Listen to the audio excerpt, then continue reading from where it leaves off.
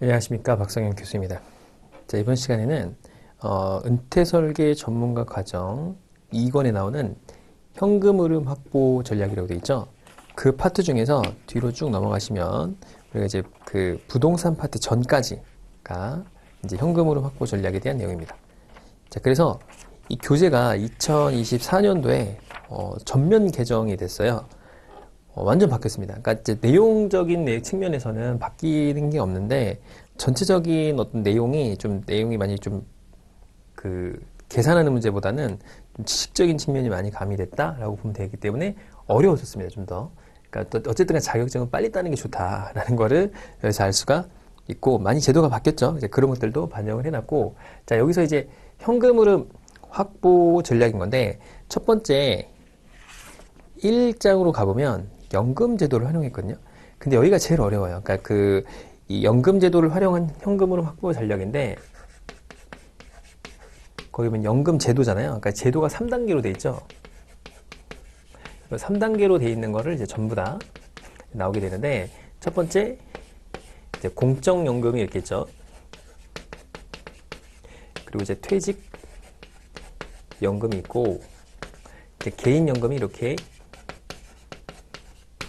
있습니다. 그래서 3층 제도로 되어 있는데, 이게 가장 어렵습니다. 여기가 가장 어렵다. 그러니까 세법적인 측면도 그렇고 가장 어려운 파트다라고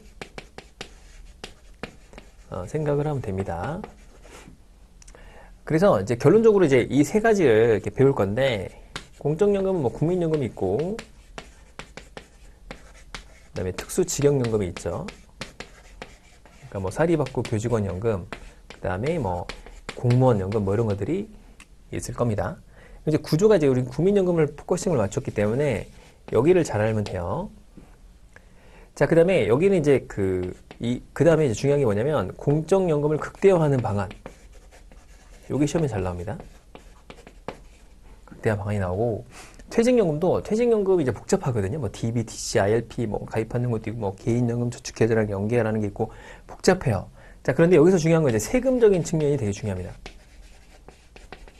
네, 중요하고. 자, 그 다음에 극대화 방안, 이게 중요하죠. 어떻게 하면 내가 이제 돈을 많이 받아서 잘 먹고 잘 살 거냐, 이런 문제거든요. 자, 개인연금도 마찬가지죠. 얘는 이제 그 개인연금 저축계좌 또는 뭐 이렇게 세액공제 되는 부분이 있잖아요.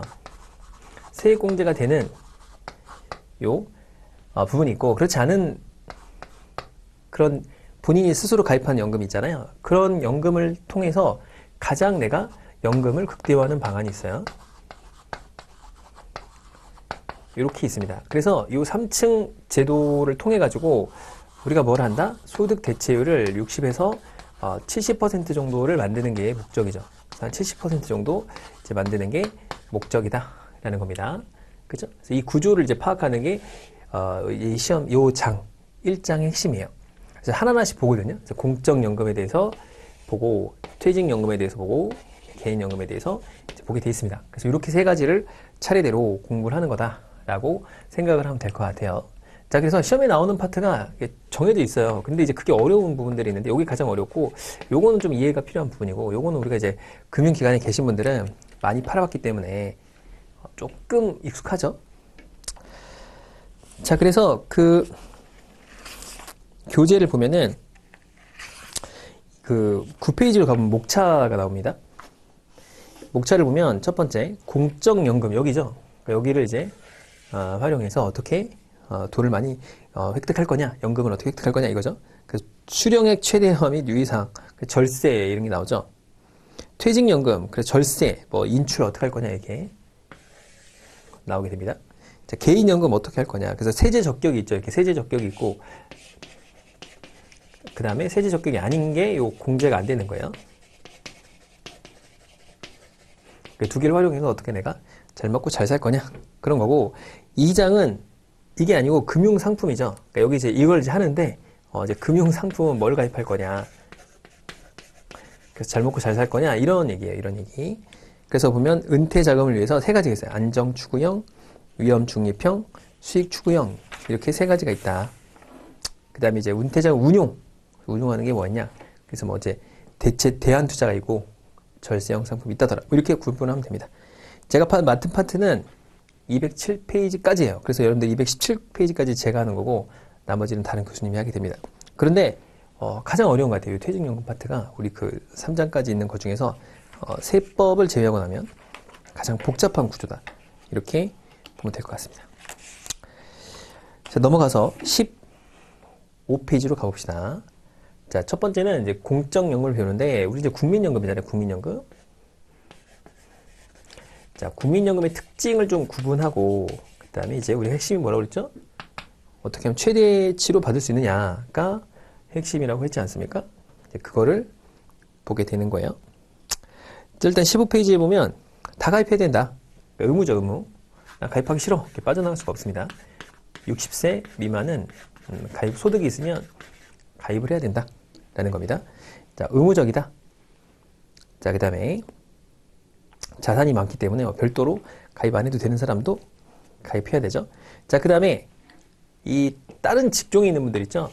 뭐 공무원, 그 다음에 뭐 군인, 뭐 교직원 이런 사람들은 별도의 이렇게 연금을 가입하는 사람을 제외하면 국민연금을 들어야죠. 그러니까 두 개를 왔다 갔다 할 수 있잖아요. 내가 뭐 직장 다니다가 공무원이 됐어요. 그러면 이제 연금을 납부하는 시기가 애매할 거 아니에요? 그래서 이걸 합산하는 제도가 있어요.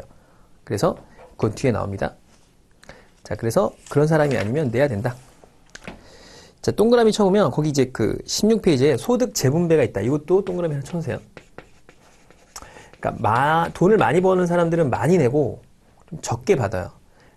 적게 내는 사람은 상대적으로 많이 내는 사람보다 많이 받죠. 그래서 소득 재분배가 있어요. 그거를 세대 내하고 세대 간이 있는데 세대 내죠, 이게. 그러니까 적게 낸 사람은 많이 받고 많이 낸 사람은 적게 받고 세대 간도 있어요. 뭐냐면 세대 간은 이제 노인들을 이제 젊은이가 부양해야 되는 그런 시스템이죠. 자, 그 다음에 국가가 지급을 보장하죠. 그래서 이제 그 적립 방식이 있고 부가 방식이 있는데 우리나라는 부분 적립 방식이 이따 설명하도록 하고, 자, 그 다음에 이제 물가가 올라가면 이제 올라간 만큼 주겠죠. 그래서 그 앞에 있는 요 2번, 3번, 4번에 제목을 동그라미 쳐놓으세요.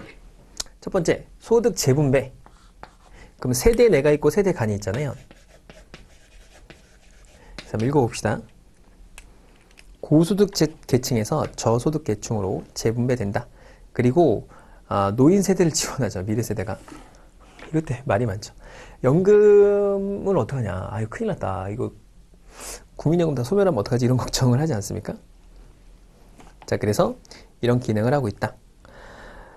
1988년도에 기준소득 월액으로 40년 동안 보험을 납부하면 약간 2.4배 정도였으나 점차 낮아지고 있다. 그러니까 2.4배 정도를 받는다. 이렇게 보면 되겠죠. 근데 그때 당시에는 뭐 우리나라의 평균 이 수명이 평균 여명이라고 하죠. 보통 한 70대 이렇게 되는데 지금 뭐 85세, 88세니까 더 많이 살기 때문에 많이 받겠죠. 이게 죽을 때까지 주기 때문에. 그죠? 자, 두 번째는 국가가 지급을 보장하고 있습니다. 자, 거기 보면 이게 적립 방식이 있고 부가 방식이 있거든요. 거기 그 세 번째 줄에 부가 방식이라고 나옵니다. 그러니까 우리나라는 적립 방식인가요? 아니면 부가 방식인가요? 라고 물으면 일단 답은 부분 적립 방식이에요. 근데 그런 걱정을 하잖아요. 우리가 이제 뭐 국민연금이 소멸되면 다 없어지면 고갈되면 어떡하냐. 그런 걱정은 사실 안 해도 됩니다. 고갈 이슈는 사실 걱정 안 해도 돼요. 왜냐면 이미 유럽은 국민연금이 없어요. 그러니까 뭐 좀 많은 게 뭐 일본하고 우리나라 정도? 이거 없습니다. 그럼 어떻게 하냐? 그냥 모아서 주는 거예요, 다음에. 그러니까 보통 뭐 2달치 정도를 모아요. 그래서 이제 다음 달에 지급하면 되잖아요. 그걸 우리가 부가 방식이라고 해요. 부가 방식. 그러니까 대부분의 유럽은 다 부가 방식입니다. 돈이 없어요. 그러니까 뭐 연금에 재원이 없습니다, 아예. 근데 우리나라는 적립도 되어 있죠. 그래서 부가도 합니다. 그래서 두 가지를 병행하죠. 그래서 부분 적립 방식이라고 보통 부릅니다. 그죠? 작년인가요? 프랑스에서 연금 개혁 때문에 난리가 났었죠. 그래서 연금을 수령하는 시기에 우리는 65세잖아요. 62세에서 65세로 늘린다고 하니까 64세죠. 64세. 막 불지르고 난리가 났잖아요. 그죠? 여기 소득 대체율이 74%예요. 그러니까 연금을 불입하면 내가 은퇴하기 직전에 받았던 소득, 사용한 소득의 74% 정도를 지급해 주기 때문에 엄청 좋은 나라죠. 미국도 생각보다 연금이 좋아요. 65세부터 받는데, 그러니까 미국 같은 경우에 65세부터는 그 보통 노인분들은 의료보험이 거의 이제 혜택이 되게 높아지기 때문에 살만하죠. 우리나라는 뭐 의료보험도 좋고 국민연금도 잘 돼 있어요. 생각보다. 그러니까 국민연금이 잘 돼 있다는 개념이 낸 돈 대비 많이 받는다 이거지, 뭐 절대적인 소득 대체율이 높진 않죠. 높진 않은데 어쨌든가 이렇다, 이렇게 생각을 하면 될 것 같아요. 자, 그래서 국민연금은 최종적으로 지급을 보장한다. 자, 연금을 지급하고 있지만 모두 손실될 때를 도래할 것이다. 그렇기 때문에 그 재원을 그 해에 걷어서 지급하는 부가 방식으로 전환하여 지급할 수 있다. 그러니까 걱정하지 말아라, 그 얘기죠. 자, 그 다음에 공적연금을 시행하고 있는 선진 복지 국가들도 대부분 다 성숙하면서 부가 방식으로 바뀌었습니다. 근데 문제가 이제 이런 구조면 괜찮아요. 인구 구조가 이렇게 피라미드 구조면, 이렇게 뭐 나이 드신 분들을 밑에 세대가 많으면 이렇게 부양하는 게 어렵지가 않아요. 그죠? 십시일반이라고 하잖아요. 모아서 주면 되죠. 근데 우리나라 구조는 이제 점점 뭐 이렇게 될 거 아닙니까? 이렇게 역피라미드 구조를 떠나서 압정 구조로 바뀌죠. 이렇게, 그죠? 깔때기 구조라고 하나요? 그러니까 윗세대를 밑에 세대를 부양해야 되는데 그 부양액이 점점 커지죠. 그렇잖아요. 애들이 잔다니까. 그래서 그런 문제가 있어서 이걸 어떻게 해야 되느냐. 그래서 연금개혁이 나왔죠. 연금개혁안이 나왔는데 뭐 모르겠어요. 시행이 잘 될지 모르겠는데 일단 뭐 많이 내고 많이 받자, 이런 주의죠. 그렇죠? 그래서 점차 늘려서 우리가 이제 9%를 내잖아요. 예를 뭐 17%까지 늘려야 된다, 뭐 이런 얘기도 있죠. 이러면은 젊은 세대들이 싫어할 거 아니에요. 어차피 없어질 거 지금 많이 내냐, 이렇게 되니까 뭐 이거 두 개로 쪼개자. 지금까지 냈던 거는 노인분들에게 주고 새로 내는 건 젊은이들에게 주자, 뭐 이런 얘기들도 있고, 뭐 어떻게 해야 되는지는 뭐 제가 전문가 아니라서 뭐가 맞다라고 할 수 없지만 결론적으로 소멸할 고갈은 맞고, 그걸 갖다 이제 부분 적립 방식으로 어떻게 바꿀 거냐가 중요하고, 이렇게 연금 개혁을 해도 언젠가는 연금은 사라져요. 왜냐하면 우리나라는 전형적으로 노령화가, 고령화가 심하죠. 그래서 초고령 시대로 진입하고 있는 단계라서 65세 이상 인구가 20% 넘어가기 때문에 쉽지 않다. 그렇게 보면 되겠죠. 자, 그 다음에 세 번째는 거기 보면 연금의 실질 가치를 보장합니다. 그 얘기는 물가 상승만큼 올라가죠. 그래서 매년 물가 상승률만큼 반영을 해서 이렇게 반영을 하게 됩니다. 그러니까 기금 적립금이 지금 1074조 정도가 돼요. 그러니까 꽤 많이 있죠. 그렇죠? 자, 그래서 원래는 이제 운용 수익금이 589조 정도 되거든요. 그래서 한 연수익률이 5.92%, 진짜 잘하는 겁니다, 이거. 그러니까 지금까지 연수익률이 5.9예요. 진짜 잘하죠. 그러니까 그런 말도 있잖아요. 우리가 퇴직연금 이런 거 다 여기다 때려놓고서 여기서 운영하면 안 되나? 이런 얘기들이 나오고 있는 게 참 잘한다, 이렇게 할 수가 있겠죠. 그럼 이제 전체적인 비중은 국내 주식은 13.2% 정도 돼요. 2% 정도 되고, 그 다음에 채권이 한 30.7%, 국내 채권이. 그 다음에 이제 해외 주식이 이제 30.7% 정도 예정되고, 해외 주식이 한 30%입니다. 우리가 알고 있는 뭐 애플, 엔비디아, 뭐 많이 올랐죠. 참 잘한다, 그렇게 보면 되겠죠. 워낙 전문가들이 많으니까. 자, 거기 보면 16페이지에 보면 실질 가치가 보장된다. 자, 100만원 소득으로 국민연금에 가입했다면 현재 가치로 426만원 정도를 인정받게 된다. 그만큼 물가가 올랐으니까. 자, 그 다음에 가입자를 보게 되면 네 가지가 있거든요. 네 가지. 보통 여러분들은 사업장 가입자죠. 회사에 가입돼 있으면 사업장 가입자가 되고, 그 다음에 뭐 자영업이라든가 이런 걸 하면 지역 가입자로 빠지죠. 그죠? 그러니까 사업장 가입자 아니면 지역 가입자예요.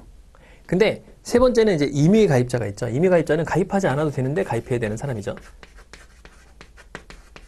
얘는 가입할 필요 없어요. 주부 같은 사람들, 주부라든가, 주부 같은 사람이 아니라 주부라든가, 뭐 이런 분들. 자, 그런데, 임의 계속 가입자는, 연금 수령 요건이 되지 않은 거예요. 그런데 연금 수령 요건을 갖추기 위해서, 더 추가로 납입해서 가입 기간을 늘리는 거를 임의 계속 가입자라고 하죠. 자, 국민연금은 무조건 연금으로 수령하는 게 좋습니다. 연금으로 수령해야 더 많이 받아요. 그런데 10년 미만으로 가입하게 되면 일시금으로 주거든요. 그러니까 물론 뭐 내가 납부한 거를 원금과 이자를 주기 때문에 좋냐라고 하는데 현재 상태는 그게 좋진 않아요. 무조건 그냥 연금으로 받는 게 훨씬 더 많이 받습니다. 많게는 4배 이상 받아요. 그러니까 무조건 많이 연금으로 받는 게 좋아요. 그러니까 지금 보면은 연금을 수령하는 분들 있잖아요. 국민연금을 수령하는 분들은 아무도 불만이 없습니다. 불만이 전혀 없어요. 내가 냈던 돈에 대해서 어마어마하게 받기 때문에 불만이 없다. 저희 부모님 같은 경우도 자영업자셔가지고 지역가입자셨는데 뭐 그 당시에는 막 가입을 막 잘 안 했거든요. 그래서 뭐 국민연금을 잘 납부하고 안 했어요. 납부 금액이 엄청 작았죠. 근데 이제 65세가 되셔가지고 이제 65세가 아니고 63세가 이렇게 됐을 거야. 아마 그때는 이제 좀 나이별로 받는 시기가 다르니까. 그래서 이제 공단에 갔더니 연금공단에 갔더니 이렇게 하지 말고 추가금을 내라. 그래서 일시납으로 내면 되거든요. 그래서 납입 기간을 늘려라. 그래서 연금으로 받으셔라. 라고 해서 냈어요. 그때 뭐 2, 3천만 원 낸 것 같은데 지금 더 훨씬 많이 받았습니다. 거의 2배 가까이 받고 있대요. 너무 행복해 하세요. 너무 좋다. 자, 그렇게 내가 연금 수령 대상자가 아닌데 연금 수령 대상자가 되기 위해서 일시적으로 더 추가로 납입하는 거를 이미 계속 가입자라고 합니다. 자, 봅시다. 여기 보면 사업장 가입자는 1인 이상이면 다 해야 돼요. 가입자는 무조건 사업장 가입자가 돼야 되고 사업장 가입자가 되면 지역 가입자에서 탈퇴가 되죠. 그러니까 사업장 가입자 탈퇴가 되면 당연히 지역 가입자가 됩니다. 자, 그런데 27세 미만인 자는 지역 가입자가 될 수 없어요. 그러니까 예를 들어서 25세에 근무를 하다 그만뒀어요. 소득이 없어. 그러면 국민연금 납부 안 해도 됩니다. 근데 27세가 됐다? 그러면은 넘어갔다? 그럼 지역가입자로 편입이 됩니다. 그럼 지역가입자가 됐는데 난 소득활동이 없으면 피부양자로 등록이 돼야 되죠. 그러니까 피부양자가 되면 이제 가입을 하지 않아도 됩니다. 자, 그 다음에 1인 이상 사업자 중에서 18세 이상 60세 미만의 근로자가 가입하는 걸 말합니다. 자, 이번에 지역가입자는 18세 이상 60세 미만 중 사업장 가입자가 아닌 사람은 당연히 지역가입자가 됩니다. 뭐 18세 이상에서 뭐 떡볶이 장사한다. 뭐 예를 들어서 18세 이상부터 60세 미만이죠. 그러니까 자영업자들이 보통 여기에 들어가거든요. 뭐 김밥 천국 한다. 그러면은 여기 해당이 되는 거예요. 그래서 이게 9%인데, 그러니까 소득이 있으면 소득의 9%를 내야 돼요. 그러니까 얘네들은 다 본인이 내야 됩니다. 본인이 9%를 내야 되고, 얘는 이제 대표자가 있죠. 그러니까 사용자가 있고 사용인이 있으면 각각 4.5%씩 부담하는 거죠. 그러니까 회사에서 4.5% 내주고 내가 4.5%를 내는 구조다라고 보면 돼요. 그죠? 이게 이제 특징이 된다. 자, 그래서 생계급여, 의료급여, 뭐 보장시설 수급자 이런 사람들이거나 그 다음에 뭐 수급권자의 배우자, 그러니까 이게 피부양자죠. 소득활동에 종사자는 27세 미만인 자는 지역가입자가 될 수 없습니다. 자, 둘 다 아니에요. 그러니까 임의가입자는 둘 다 아닌데 본인의 희망에 따라서 가입하는 걸 임의가입자라고 합니다. 대표적으로 전업주부 이렇게 생각하시면 돼요. 그러니까 가입하지 않아도 되는데 가입하는 게 좋다. 이렇게 나와요. 뒤에 이제 극대화하는 방안에 좀 가입해놓으면 좋습니다. 왜냐면 얘는 연금으로 수령하면 무조건 좋다. 현재 상태는. 이렇게 보면 돼요. 가입을 하는데 거기 보면 이 가입자의 기준소득 월액이라는 게 있거든요. 그러니까 신고된 기준소득 월액 곱하기 9%를 내게 돼 있어요. 근데 여기 보면 사업장 가입자는 월급이 딱 정해져 있잖아요. 뭐 간단하게 계산이 됩니다. 그죠? 유리지갑이라고 하잖아요. 그러니까 지역 가입자도 소득 신고를 해요. 그러니까 이렇게 낼 수가 있습니다. 자, 그런데 임의 가입자는 낼 수가 없잖아요. 내가 소득이 없으니까. 전업주부가 소득이 어디 있어요? 그럼 중위소득 대비 9%를 합니다. 보통. 평균 소득이 아니고요. 중위 소득이에요. 1등부터 쭉 나래비를 해서 중간에 있는 사람의 소득을 계산해서 9%를 납부하도록 하고 있습니다. 자, 그렇게 된다. 자, 그래서 보면은 자, 거기 그 17페이지에 이미 계속 가입자 봅시다. 납부한 적이 있는데 60세에 도달했어요. 근데 가입 기간이 부족하면 연금으로 받지 못합니다. 그러면은 연금으로 받기를 원하면 추가로 돈을 내고서 받는 거를 이미 계속 가입자라고 합니다. 자, 그 다음에 기준소득 월액이라는 게 있는데 기준소득 월액은 연금 보험료 및 급여 산정을 위해서 계산하는 겁니다. 자, 그런데 18페이지로 가면 그게 있어요. 이 최고는 590만원, 최저는 37만원이란 말이 나오는데 지금 좀 바뀌었어요. 2024년도는 좀 올랐어요. 그래서 최고는 617만원입니다. 그러니까 최저는 거기 30, 뭐 이건 상관없어요. 뭐 이거 잘 안 나오니까. 39만원이에요. 2024년도 기준으로. 그러니까 이게 뭔 말이냐면 얘는 소득 재분배 기능이 있단 말이에요. 그리고 내면 많이 받아요. 근데 내가 만약에 월 소득, 그러니까 월 급여가 한 5억, 뭐 10억 된다고 해봅시다. 10억. 너무 좋겠죠. 10억에 9%면, 그러니까 4,500만 원, 그러니까 9천만 원을 내는 거죠. 월 소득이 10억이면 어마어마하게 내야 되는데 그렇지 않고 그냥 최대를 617만 원으로 보는 거예요. 617만 원 곱하기 9%를 계산해서 냅니다. 그러니까 뭐 4.5%는 본인이, 4.5%는 회사가 기대해 줄 수가 있겠죠. 그러니까 아무리 많아도 617만 원으로 봐준다. 자, 그 다음에 소득이 아무리 적어도, 예를 들어서 내가 한 달에 10만 원 벌어요. 야, 이거 뭐 9% 해봤자 9천 원 아닙니까? 이거 갖다 뭐 이렇게 할 수가 없죠. 그 노후를 대비할 수 없잖아요. 그러니까 최저는 39만 원으로 이제 봐주는 거예요. 그러니까 이게 10만 원이라도 39만 원 곱하기 9%로 계산해서 납부를 하게 됩니다. 이해가셨죠? 그래서 매달 이렇게 변해요. 매년 변합니다. 매년 물가 상승만큼 올라가요. 그러니까 작년 기준으로 590만 원이었잖아요. 그게 증가한 거예요. 이게 37만 원이었죠? 증가한 겁니다. 그러니까 매년 증가하고 있기 때문에 우리 시험에서는 뭐 이렇게 금액까지는 물어보지는 않게 됩니다. 그러니까 이 구조는 잘 물어봐요. 그래서 이건 꼭 기억을 하셔야 되고 여기까지는 몰라도 됩니다. 아셨죠? 그러니까 최대 금액은 617만 원. 아무리 낮아도 39만 원. 이 사이로 계산한다 라는 거죠. 그러니까 요즘에 이제 고액 연봉자들이 많으니까 고액 연봉자들은 건강보험료는 제한이 거의 없죠. 그것도 제한이 있긴 합니다. 근데 뭐 몇천만 원씩 낼 수도 있잖아요. 근데 얘는 이제 많이 내봐야 얼마 되지 않아요. 뭐 이거 해봐야 뭐 한 50만 원? 9545니까 9리 54, 한 60만 원 돈 안 될 거 아니에요. 그러니까 많이 내봐야 그렇다.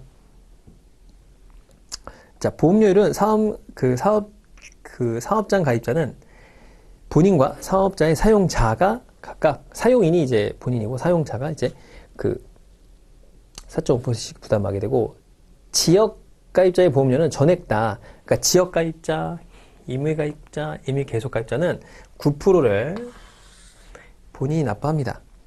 농사 짓고 그러면은 농업인은 좀 그 국가에서 일부 지원해 줍니다. 그렇다. 그건 중요한 내용은 아니고. 자, 연금 보험료를 추후 납부할 수 있어요. 나중에 납부할 수 있거든요. 못 낸 거를 나중에 내게 해주는 거예요. 자, 봅시다. 소득 신고를 하거나 이미 계속 가입자 중에 본인의 신청에 의해서 가입 기간을 늘립니다. 원래 가입 기간은 일단은 100% 내가 다 받으려면 연금을 10년을 가입하면 내가 받을 금액의 대략 50%를 받아요. 근데 1년마다 5%씩 증가를 해서 20년을 가입해야 풀로 다 받습니다. 그러니까 20년을 다 가입해야 되는데 늘릴 수가 있어요. 그러니까 연금 가입 이 10년이 안 되는 사람은 더 늘려도 되고 이렇게 더 늘려도 됩니다. 이렇게 기간을 늘려서 연금을 더 많이 받게끔 그렇게 만들 수가 있단 말이에요. 그렇죠?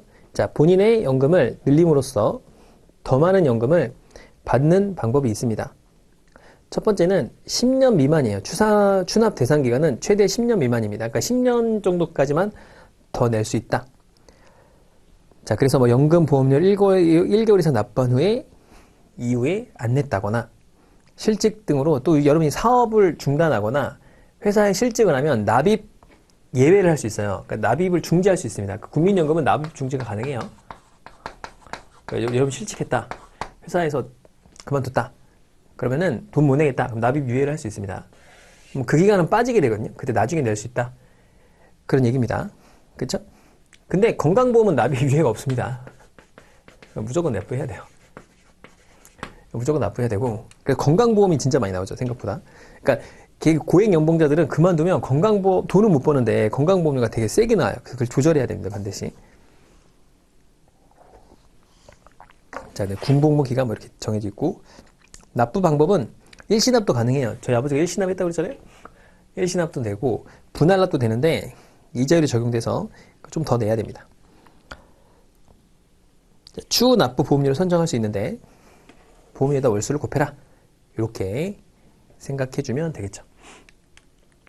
자, 이게 납부하는 거예요. 납부하는 거. 그러니까 보통 이제 뭐 연금이라든가 뭐 이런 거는 납부하는 기간이 있고 수령하는 게 있잖아요. 그쵸? 그래서 이제 세 가지로 구분이 되잖아요. 납부가 있고, 자, 운용이 있고, 그리고 이제 수령 기간이 있는데, 뭐 납부를 할 때, 우리가 이게 전부 다 이제 소득공제를 해주죠. 이게 납부하면. 그죠? 그러니까 운용에 따른 뭐 수익에 대해서, 운용 수익에 대해서 세금을 내는 게 아니죠. 자, 수령 당시에 이제 세금을 내게 되는데, 이때는 무조건 종합과세예요, 이게. 이걸 알아두셔야 됩니다. 뒤에 나옵니다, 어쨌든. 자, 그러면 납부하는 시기에는 우리가 9% 낸다. 이렇게 정했잖아요. 소득월액에 9%를 낸다. 그러니까 운용 같은 거 우리가 시험에 나오는 게 아니고, 자, 수령하는 시기는 연금으로 수령하는 게 있고, 뭐, 일시금으로 수령하는 게 있거든요. 근데 일시금을 여기서 얘기하는 건 의미가 없기 때문에 주로 연금을 수령하는 거에 대해서 얘기가 나오게 됩니다. 그럼 대표적인 노령연금이죠. 내가 이제 나이 들어서 노령으로 나이가 들어서 받는 노령연금이 있고, 장애연금이 있어요. 장애연금. 장애가 발생하면 나이에 상관없이 연금을 수령할 수 있고요. 자, 그 다음에 이제 유족연금이 있어요. 내가 죽고 나면 내 가족들이 받아가는 유족연금이 있습니다. 자, 그 다음에 일시금은 반환일시금이 있어요. 반환일시금. 반환일시금은 뭐 10년 미만이거나 뭐 해외로 이렇게 뭐 이민을 간다거나 뭐 이런 경우 일시금으로 받는 거고, 거기 보면 사망일시금이 나오거든요. 그러니까 얘는 완전 성격이 다른 거예요. 무슨 얘기냐면 내가 죽었는데 유족이 없어요. 받을 사람이 없다. 그러면은 사망일시금을 주는데 이거는 내가 냈던 돈을 주는 게 아니에요. 얘는 내가 냈던 돈과 이자를 받는 거거든요. 내가 낸 금액과 납부 금액 더하기 이자까지 주는데, 사망일시금은 뭐냐? 약간 장례비 정도 주는 거예요. 거기 써 있잖아요. 장제 부조적 성격이다. 거의 다 소멸해요. 왜냐면 국가 거기 때문에 이게. 그러니까 소득 재분배 기능이 있다고 했잖아요. 그러니까 없으면 소멸해요. 소멸한다. 이렇게 보면 돼요. 그냥 뭐 장례비 정도 주고 끝내는 거예요. 아무리 많이 냈어도 가족이 없으면 이렇게 가족들이 받아가더라. 라는 게 사망일시금입니다. 자, 그러면 시험에 잘 나오는 건 요 세 가지인데, 그러니까 이거를 구분하는 게 이제 잘 나옵니다. 이해가셨죠? 자, 노령연금은 일단은 10년 이상 가입해야 되고요. 플러스 10년을 가입해야 풀로 받을 수가 있다라고 했죠? 그러니까 이때 50%를 받고 1년마다 5%씩 더해져서 최장 20년을 가입해야 풀로 받게 됩니다. 자, 노령연금 가입기간이 10년 이상이면서 기본연금액과 부양가족 연금액을 합산해서 매월 지급하게 됩니다. 자, 그 다음에 연생으로 기준으로 했을 때 태어난 연도에 따라서 좀 빨리 받을 수가 있는데, 현재는 65세죠. 저도 69년 이후에 태어났습니다. 1969년도 이후에 태어나신 분들은 다 65세죠. 그러니까 이걸 늘리자, 68세부터 타는 걸로 하자, 이런 얘기들이 있는데 이건 좀 현실적으로 어렵고 그렇다.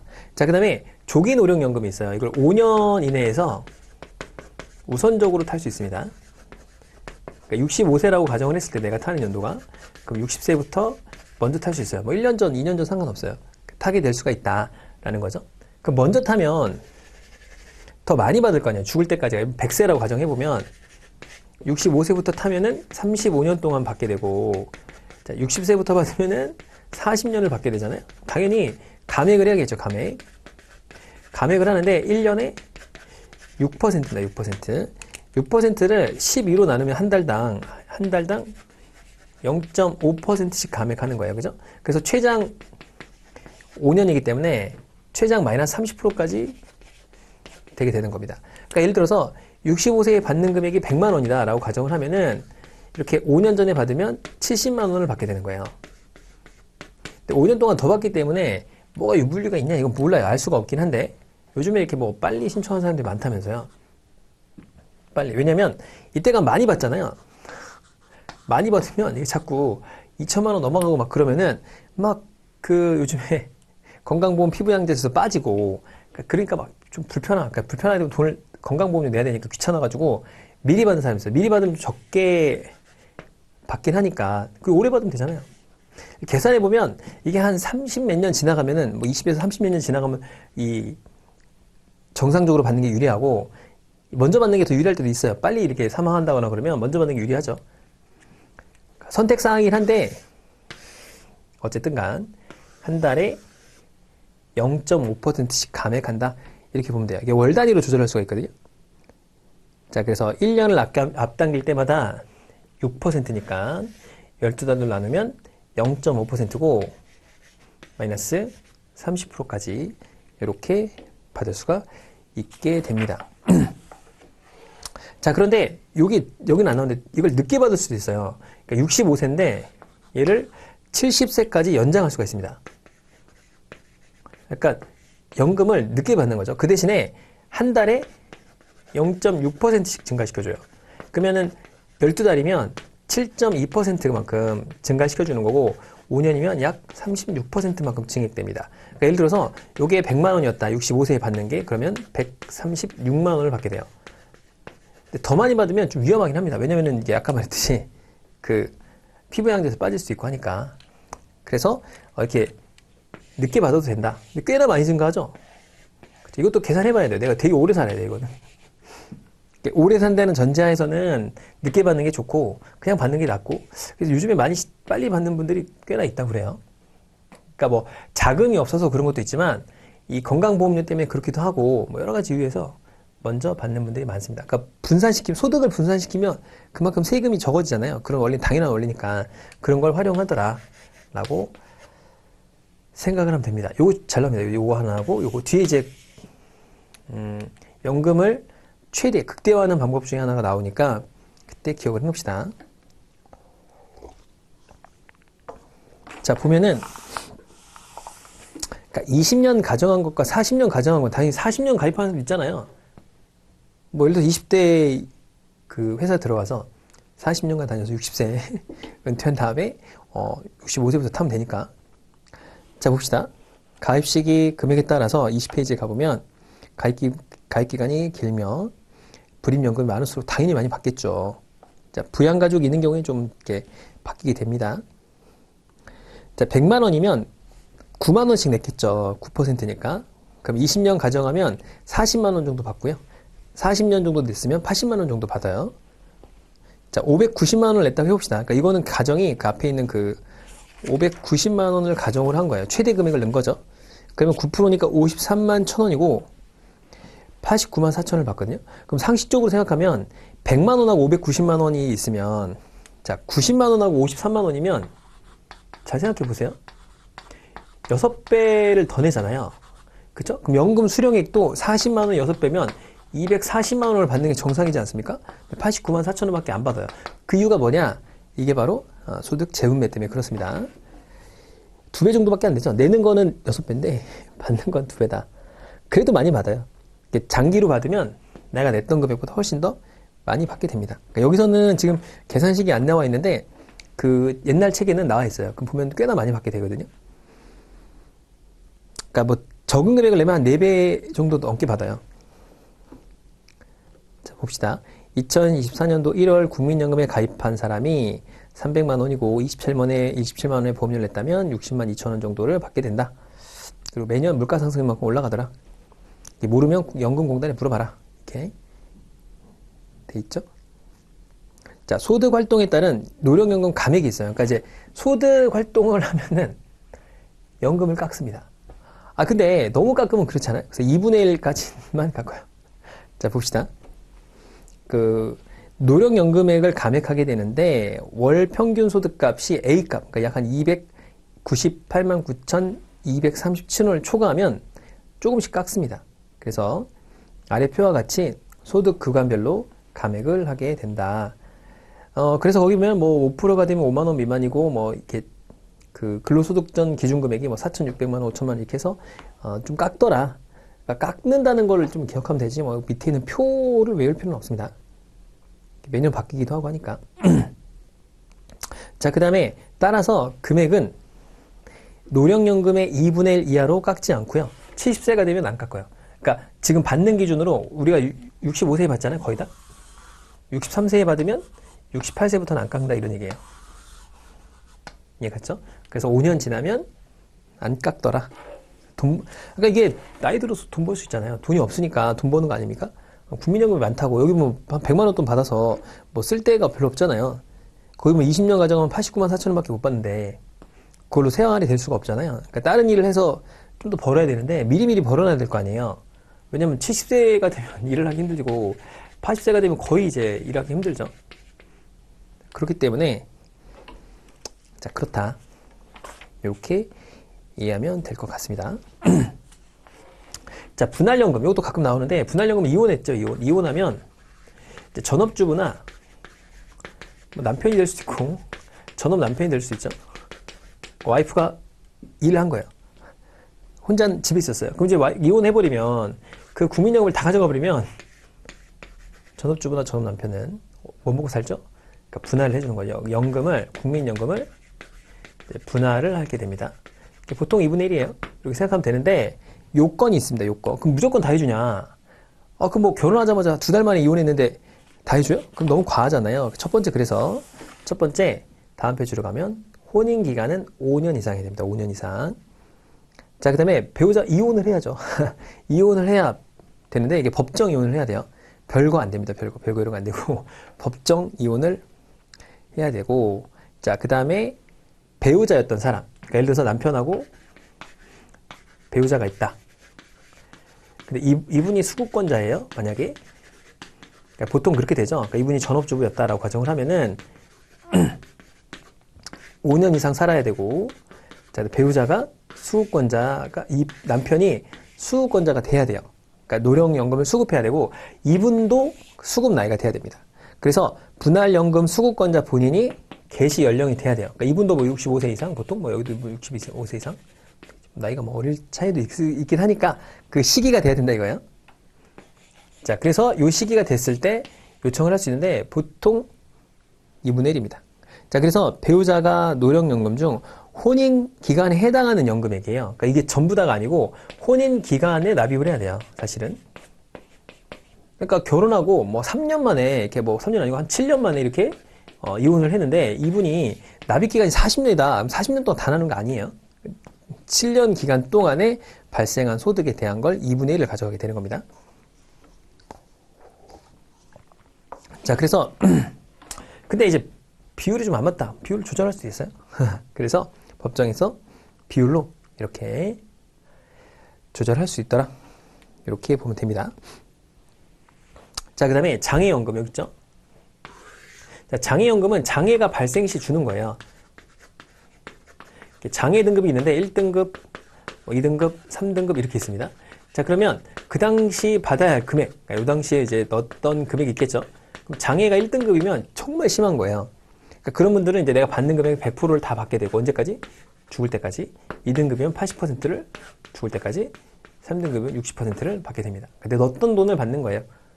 근데 4등급은 거기 뭐 225%라고 돼 있거든요.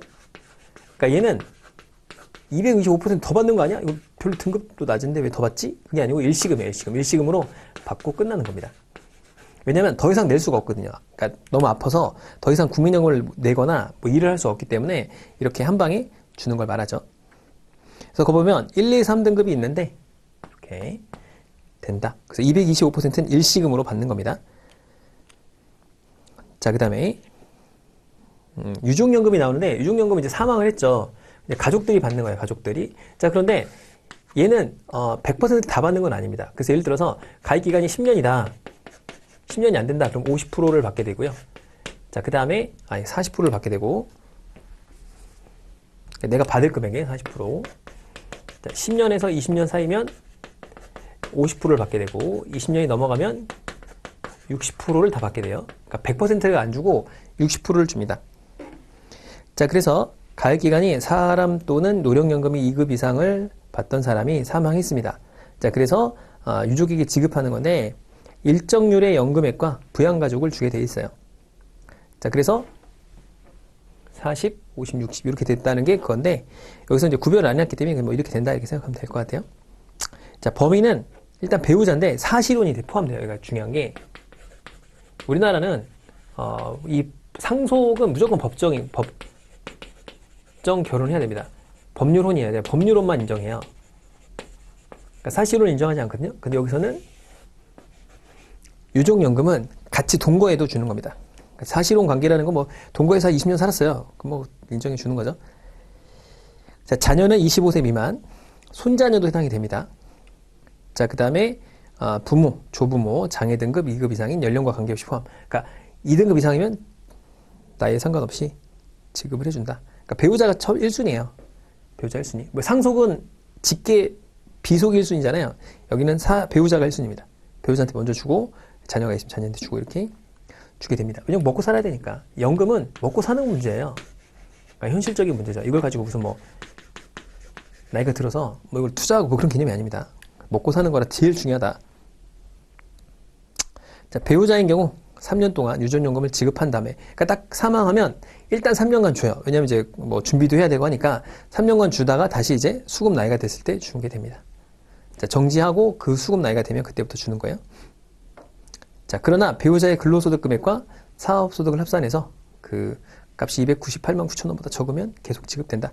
이렇게 보면 됩니다. 그러니까 금액이 적으면 계속 지급되는데 소득을 벌어야 될 거 아니에요. 그러니까 이제 본인도 벌고 해야 되니까 그게 적으면은 주게 되는데 그게 아니면은 이제 나이가 됐을 때 지급하게끔 하고 있는 거죠. 자, 그렇다. 자, 반환 일시금 사망, 국적 상실, 국외 이주로 가입 자격을 유지할 수 없는 거예요. 그렇죠? 그래서 그런 경우에 보험료와 이자를 더해서 주게 됩니다. 자, 그 다음에 60세에 도달해서 반환 일시금을 수령한 때에는 국민연금을 재가입할 수 없습니다. 자, 사망 일시금 이거 뭐죠? 유족이 없을 때예요. 유족이 있으면 유족연금을 받기 때문에 상관없죠. 자, 연금 수급권자가 사망했으나 유족이 없으면 유족연금 또는 반환 일시금을 지급할 수 없어요. 그럼 이 전체를 주냐? 그게 아닙니다. 유족이 없는 누구한테 줘요? 그럼 이제 장제 부조족 성격에서 장례비 정도를 주는 걸 말합니다. 아셨죠? 자, 이번 시간 여기까지 하고요. 다음 시간에 특수 직역연금부터 해보도록 하죠. 수고 많으셨습니다.